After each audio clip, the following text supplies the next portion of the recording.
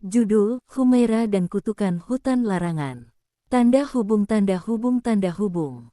Di sebuah desa kecil di pinggiran Banjaran, Kediri, hiduplah seorang gadis remaja bernama Humaira. Ia adalah putri satu-satunya dari Wisnu, seorang pamong desa yang sangat dihormati.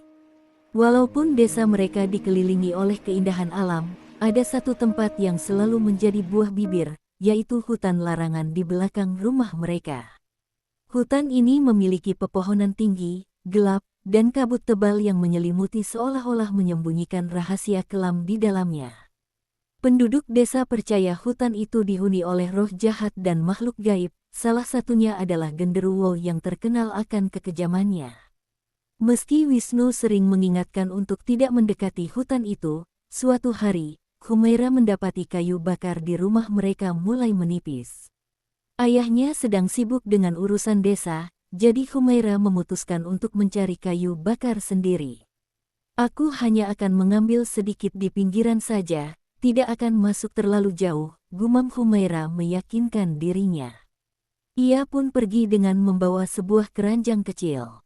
Saat memasuki hutan, Humaira merasakan hawa yang tidak biasa. Suasana hening dan dingin membuat bulu kuduknya meremang. Namun, ia mengabaikan perasaannya dan mulai memunguti ranting-ranting kering di tanah.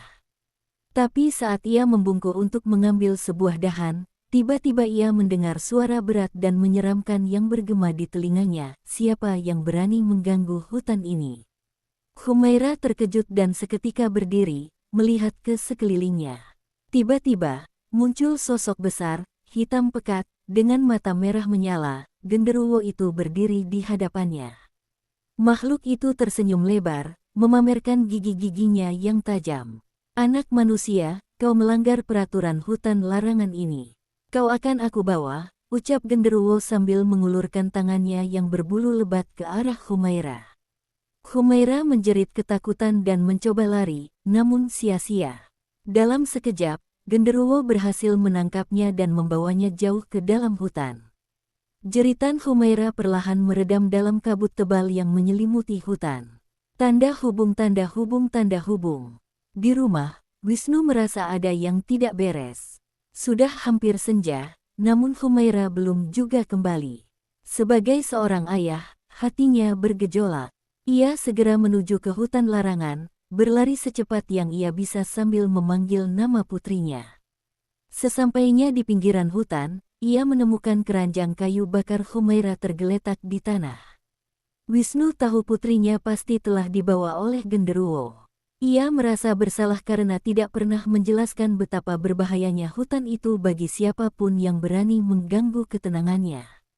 Wisnu kemudian memutuskan untuk mencari bantuan dari seorang dukun tua di desa yang dikenal mampu berkomunikasi dengan makhluk halus. Dukun itu menyarankan agar Wisnu membawa sesajen ke tengah hutan dan meminta maaf kepada genderuwo, dengan harapan Humaira akan dibebaskan. Dengan membawa sesajen yang disarankan, Wisnu memasuki hutan larangan. Ia berjalan ke dalam hutan sambil memanggil nama Humaira dan genderuwo. Genderuwo, aku mohon kembalikan putriku.